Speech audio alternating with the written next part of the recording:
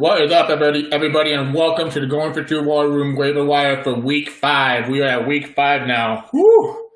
Woo! Season going by too fast. Too damn fast for me.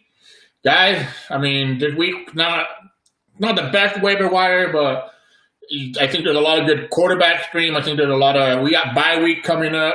I mean, we got to make some moves. We got to add players. A lot of injuries happen this week. Well, big injuries happen. Nick Chubb, Austin Ekler. We're dealing with Julio Jones injury. Let's see what else.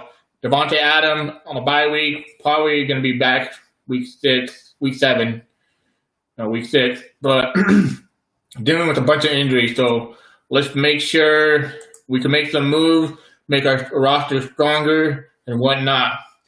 Hope everybody's doing great, staying safe and whatnot.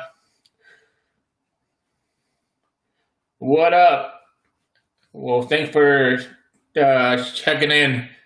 Yeah, man. I kind of forgot that I had these hats. I have like 5 DraftKings hats. I'm gonna wear them over the next couple of weeks. I have so many damn hats that I just forget. But I was like, damn, I gotta wear my DraftKings hat. Thanks. I really appreciate it. Husband and dad. That's what is coming up on the scene, but. It's been a while, man. Thanks for tuning in. Let's just jump into it, right? Like, let's go for quarterback. I got Daniel Jones. Get to face the Dallas defense that has had a lot of success stopping absolutely nobody. It's crazy. I mean, well, Daniel Jones had a really, really tough start to the season. That's why I wasn't really high on him. But now this season, he's through the hard part. Right now, he's going to face Dallas, Washington twice, Philadelphia twice in the next 6 weeks. He also has his bye week is week 11, but then he has Cincinnati, Seattle, Arizona, and Cleveland. I think it's time to go buy on Daniel Jones. Maybe, if you have him in a Dynasty league and you have like an old quarterback and he's kind of not working out, go trade for Daniel Jones. I mean, I think Daniel Jones should have a pretty good season toward the end of the season. No Saquon Barkley, so they're just going to pass the ball. Devontae Freeman didn't look too bad, actually. I watched a little bit of the game, and he actually looked pretty fluid. He could run and whatnot. Fluid, I mean. Daniel Jones, my number 1 quarterback I would pick up this week. Number 2 is Teddy Bridgewater. I mean, Teddy is just a kind of like a dink and dunk guy, but he's been stepping up. Last week, he had 3 total touchdowns, 276 yards. Matt Rule has really built that Carolina offense to be very consistent, and they get to face the Atlanta Falcons, guys. So, if anybody knows me, in DFS, in fantasy, I go attack the Atlanta Falcons. Yesterday, when Devontae Adams was out, I went and added Robert Tanyan and started him in my flex, and I was so happy. Because he paid off. I knew it was the Atlanta Falcon. I could add a tight end. I mean, they suck. They're just bad at defense. But Bridgewater looks like a 1-week fill-in for me. Not a whole season, but I'm probably going to stream him this week for sure. Third quarterback, Kirk Cousin. I suggested him last week, so he might have been picked up. The Seahawks have allowed over 1,600 yards to opposing quarterbacks through the first 4 weeks of the season.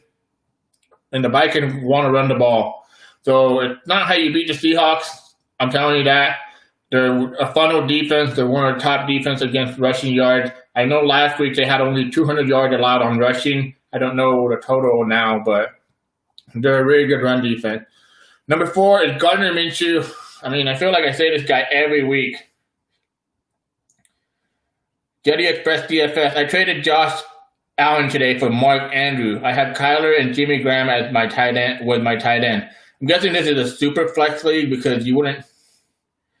I mean, yeah, I'm guessing this is a super flex league. There's no way anybody would be stupid enough to trade Josh Allen just for Mark Andrews, unless you're really desperate at quarterback. That's a great trade, man.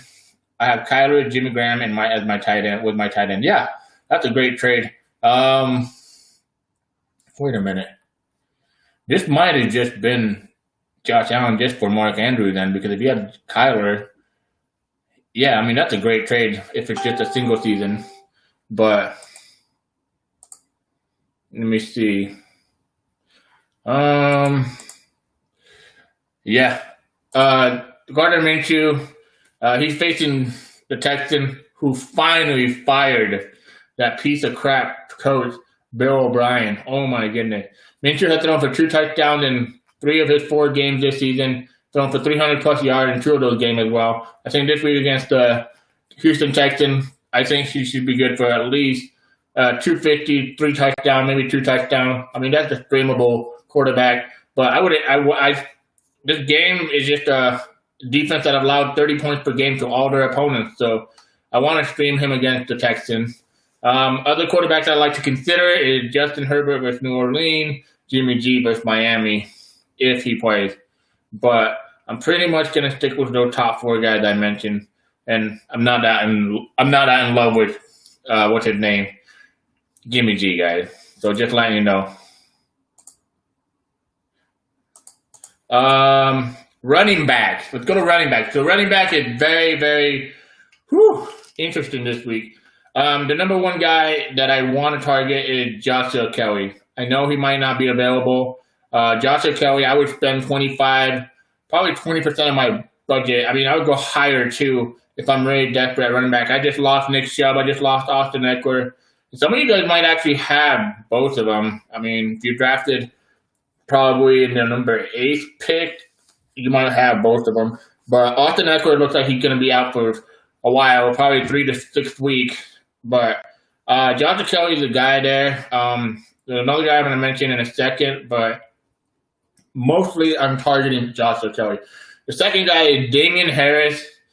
I would probably spend about 20 to 15 bucks on him, and this is a 20, so like 15%. I'm going to be aggressive on him. There's a reason why this guy was getting hyped up in the offseason. There's a reason. I mean, I know Sony Michel is hurt and whatnot, but it's just I'm not excited about Sony Michel. He was activated yesterday. Damian Harris looked a lot better. He got over 100 yards. I mean, he looked good out there. And this was against Kansas City. Kansas City is no pushover. So I definitely like Damian Harris. I'm going to put in quite a few bids for him. He's still available in a lot of leagues. So go out and get your Damian Harris shares. Number 3, it was Chase Edmonds, but I moved him down to number 4. It's actually Justin Jackson now. The other running back for the Chargers, he carried the ball 6 times to Kelly's 9 times. They've always used a two running back system. So I'm going to be targeting Justin Jackson. Not too expensive. Like I'm not going to put in a lot of money, but I would put in probably 10% to 15% of my budget. Don't go too conservative on him, too aggressive. I mean, just look at your budget right now. Look at everybody's budget in your league, and always think, look, how much do you think it would cost me? Always go look at the players that own Austin Ekler or Nick Chubb, the people that just lost their running back ones, and see what their budget is and see how much you'll probably have to spend. That's always a strategy I do. A lot of people don't do that. They're just like, whatever, I just going to put this much. No, because other people are going to be more desperate than you. Chase Edmonds was there. Through 4 weeks, Edmonds has out-targeted Drake 17-5 through the passing game, and Drake is not getting nothing done through the rushing department. I mean, he's horrible. He's been really, really bad this season. I mean, I drafted Chase. I was high on Tanyan Drake. I mean, Drake has really let me down this year. He's probably my biggest bust in all my ranking. But I would go, if Chase Edmonds is still out there, I would definitely go put in a waiver wire for him. I would go put some money on him, probably 10%, 15%. I doubt he's available. The next guy is Ernest Johnson of the Browns. He's definitely available. He's not. No one has him. If you guys have any questions about waiver wires, trade, or questions about your team, like what should I do, ask them, because I'm going to answer them. I'm going to answer whatever question you guys want. He was undrafted second-year running back out of South Florida. He had 5 carries entering against Sunday, but he made the most of those opportunities. Nick Chubb got hurt. He wound up getting 13 carries for 95 yards, averaging 7.2 yards per carry. That's pretty good. So if he's in a Dynasty league, add him and put in a lot of money, because he could get that running back committee with Nick Hunt. What is his name? Hunt. Kareem Hunt. then he's going to be in a very good position.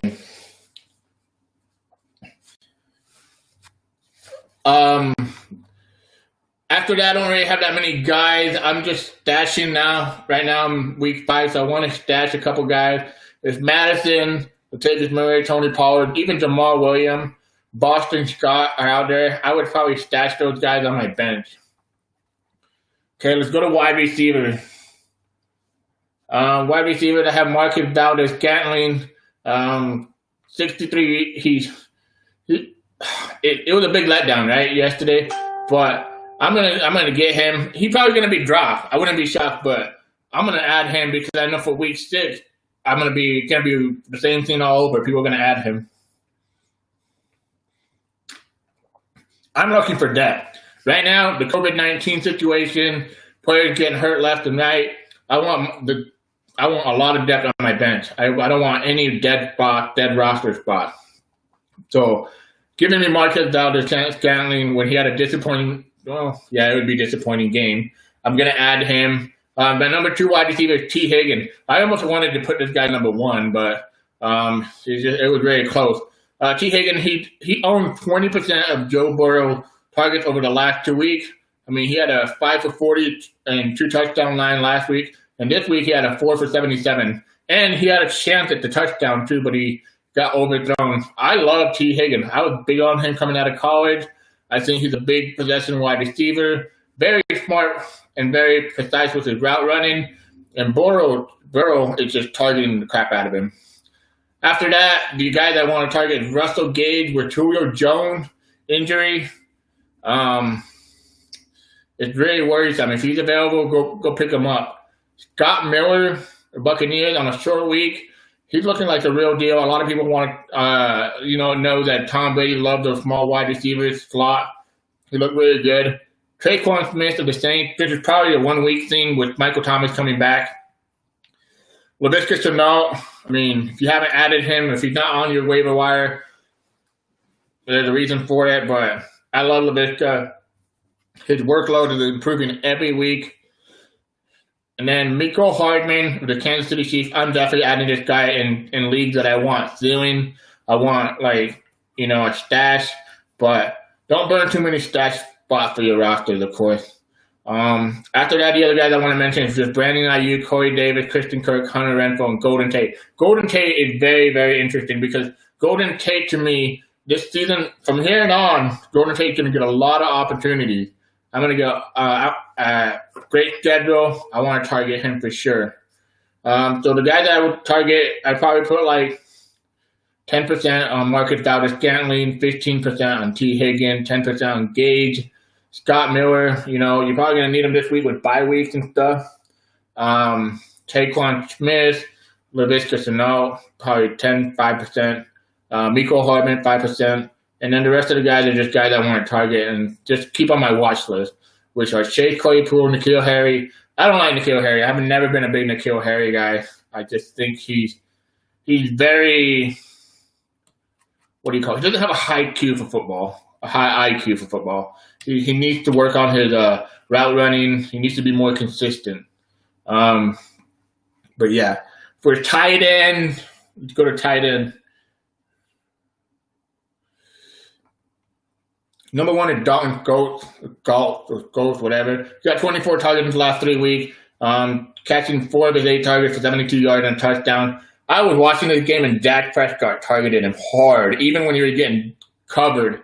I mean, he just threw it to him. I mean, when I say covered, they almost intercepted Dak Prescott ball. There were 2 passes, and he still threw it to him. This offense is going to be very high scoring. The defense is horrible. I see a lot of opportunity for Dalton Gold. The number 2 guy, I would probably put in 5 to 10% of my budget on him if I really needed a tight end. But Rob Gronkowski is number 2. What's his name? O.J. Howard had a torn Achilles. It looks like Chris Godwin's going to be hurt this week. He's not coming back. He shouldn't come back. I mean, 2 weeks at least. He needs to be out. Let's see. Mike Evans, he looks like he's limping every single play. I want Gronkowski. I'm going to add him in a lot of places just for the ceiling. I think his breakout is coming. A lot of people think he's just done. I don't think he's done. He looked good out there. It's just targets need to be coming to him. Number 3 is Robert Tanyan, and I'm going to put in quite a bit for him. I'll put in $10 to $15. I think with the loss of Allen Lazard, he's going to be a top target for Aaron Rodgers. And Aaron Rodgers, once he trusts you, he's going to give you a lot of targets. I love Robert Tanyan. I'm going to call him Baby Kittle. Credit to John Paulson, who called him Baby Kittle. But this is Baby Kittle. I mean, this guy practiced with Kittle in the offseason. I mean, these guys had photos together and whatnot practicing. The Packers are on their bye week, so it is a stash. But I would definitely stash him because I think he can be top 15 tight end. And we've seen he has 5 touchdowns in the last on the season. I mean, so yeah.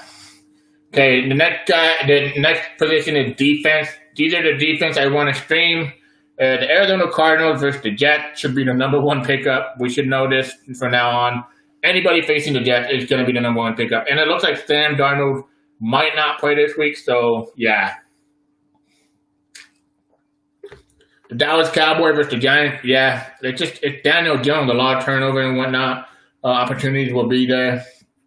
I hate the Dallas Cowboys, but this week is a very ugly week to stream defense, guys. So you guys got to hold on. Maybe those defense. If you picked up the LA Rams, I hope you were smart enough last week just to stick with them versus the Washington football team. Cleveland Browns versus the Colts. We know Philip Rivers can throw interception. And then the Jacksonville Jaguars versus the Texans. Offensive line problem. More sacked opportunity. All right, now let's go to the buy lows and sell high guys.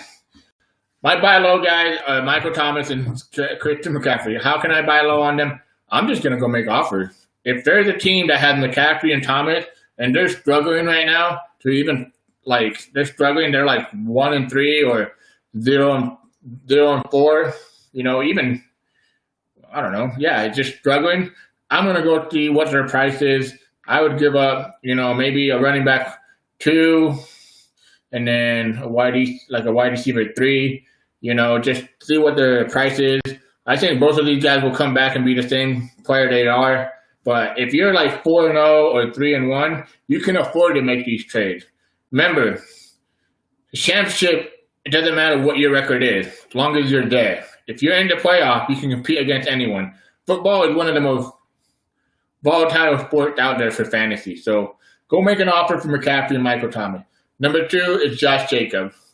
He had a great week 1. After that, he struggled. If you look at his game log, he hasn't been that impressive in the last 3 weeks. So I'm going to go make an offer for Josh Jacobs, see what the price is. I think maybe, you can probably make a trade with him. It's just offer him more like a running back 2, maybe a wide receiver 3. I wouldn't go too high. Maybe a running back 3 and a wide receiver 2 or something. A wide receiver 3. Just try to make a fair offer. See what he wants. Jacob, I think he's just gonna keep getting better and better as the season goes on. He's had some really struggle. He struggled lately, but I think he'll bounce back. Number 3 is David Montgomery. He had 2 tough matchups in the last 2 weeks. I think Montgomery is gonna get the reception. He already did. He got 6 receptions, so therefore he's gonna get the workload. So I love David Montgomery. I'm going to go target him. Buy low on him. Number 4 is Zach Ertz. Zach Ertz has been very, very bad this year.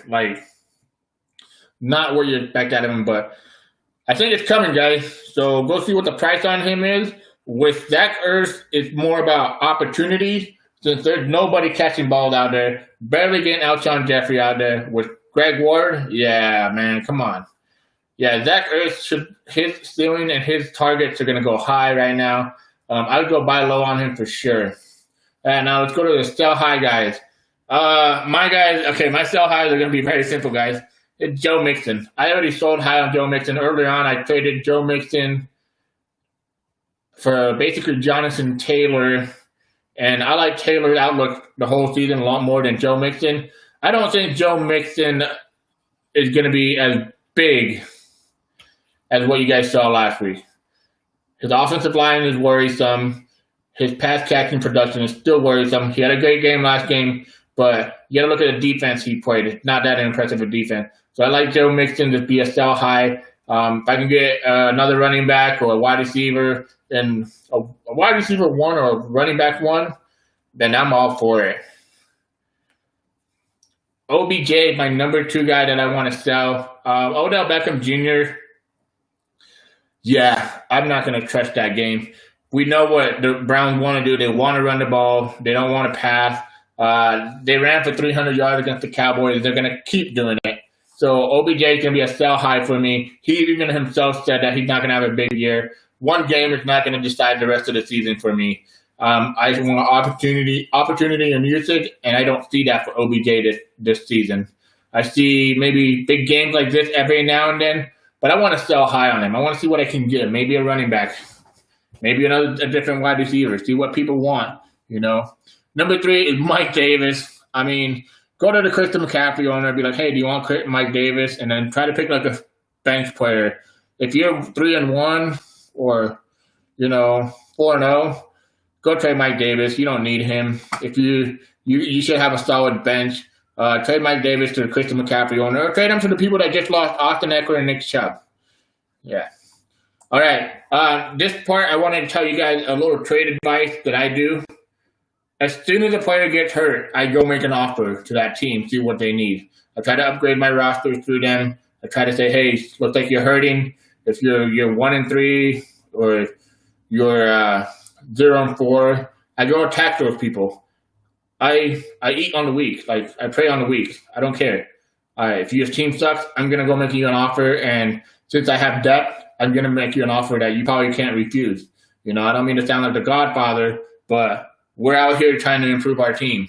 So go buy on those guys. If you see an injury like Nick Chubb, Austin Ekler, go see their roster. Go see what they want for them. Go see what they need. Make an offer for them. All right, guys. That's it for this week. Join my Facebook group, the Fantasy G Podcast /DFS Roundtable, FanDuel, and DraftKings.